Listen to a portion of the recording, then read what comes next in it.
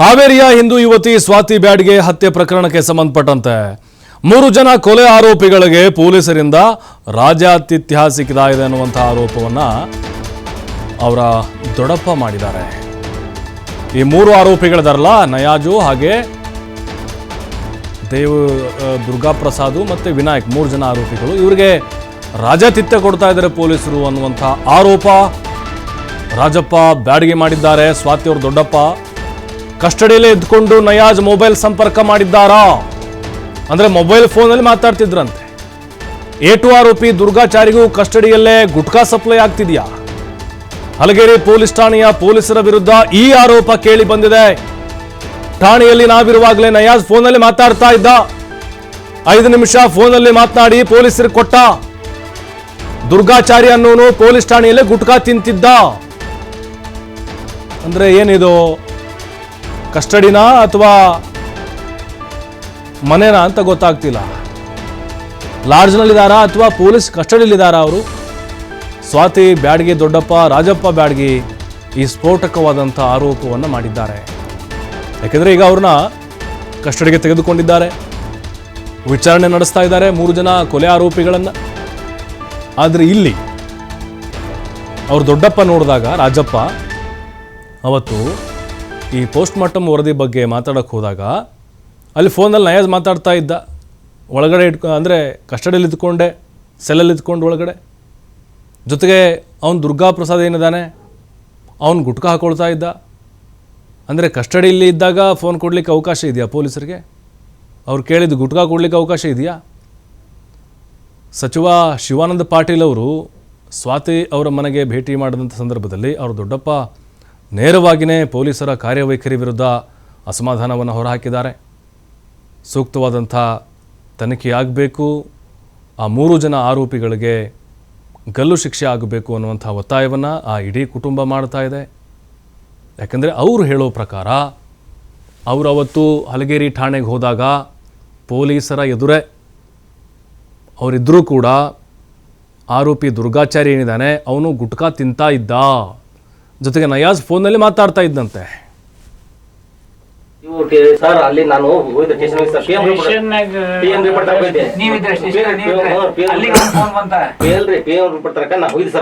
Switch off ಅಂತ ಅವ್ರ ಜಾತ್ರೆ ಹೋಗಿದ. ಆಮೇಲೆ ಜಾತ್ರೆ ಕರ್ತಾರಂತ ಹೇಳಿದ್ದು, ಜಾತ್ರೆ ಹೋಗ್ಯಾರ ಅನ್ಕೊಂಡು ತಿಳಿದಾಗ ಸರ್ ಅಂದ್ರೆ 2 ದಿನ ಹೇಳಿದ್ದು ನಮ್ಮೇಲೆ ಮಾಹಿತಿ ತೋರು ಯಾವ ಟೈಮಿಂಗ್ ಹೇಳಕತ್ತಾರ ಯಾರಿದ್ರು ಎಲ್ಲಿದ್ರು ನೋಡೋಣ. ನಾವು ಶಾಸಕರು ಕೂಡಿ ಮಾಡ್ತೀವಿ, ಏನ್ ಪ್ರಯತ್ನ ಮಾಡೋದು.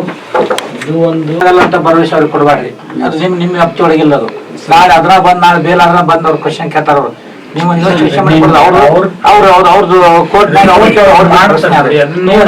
ಹೇಳಕೋಬೇಡ್ರಿ. ದುರ್ಗಾಚಾರಿ ಅಂತಂದು ಆರೋಪಗಳು ಮಾಡಿದ್ದು ಇವು ಸರ್ ಅಲ್ಲಿ ನಾನು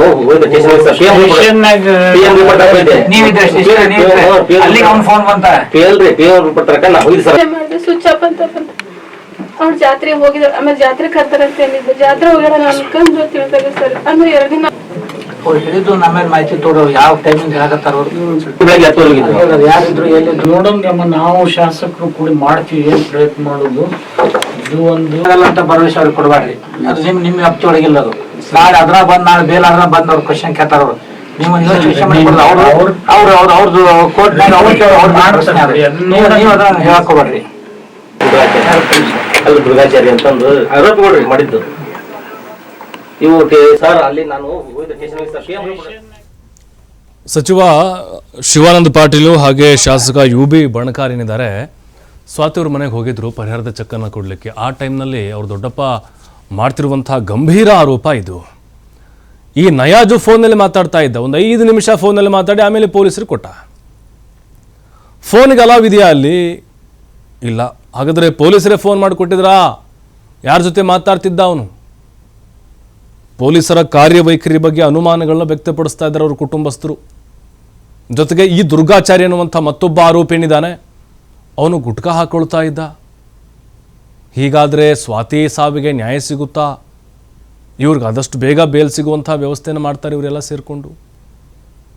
ಬಟ್ ಆದರೆ ಹಾಗಾಗಬಾರ್ದು, ಕಠಿಣವಾದಂಥ ಶಿಕ್ಷೆ ಆಗಬೇಕು ಅಂತ ಸ್ವಾತಿ ಕುಟುಂಬಸ್ಥರು ಒತ್ತಾಯವನ್ನು ಮಾಡ್ತಾ ಇದ್ದಾರೆ. ಈಗ ಕಣ್ಣೀರು ಹಾಕ್ತಾ ಇದ್ದಾರೆ. ಯಾಕೆಂದರೆ ಅದು ನೋಡಿ ಲವ್ ಜಿಹಾದೋ ಅಥವಾ ಇನ್ನೊಂದೋ ಪ್ರೀತಿ ಪ್ರೇಮನೋ ಕೊಲೆ ಅಂತರೂ ಮಾಡಿದ್ದಾರೆ. ಆದರೆ ಈಗ ಪೊಲೀಸರು ಸರಿಯಾದ ದಾರಿಯಲ್ಲಿ ತನಿಖೆಯನ್ನು ಮಾಡಬೇಕು, ಸಾಕ್ಷ್ಯಾಧಾರಗಳನ್ನು ಕಲೆ ಹಾಕಬೇಕು.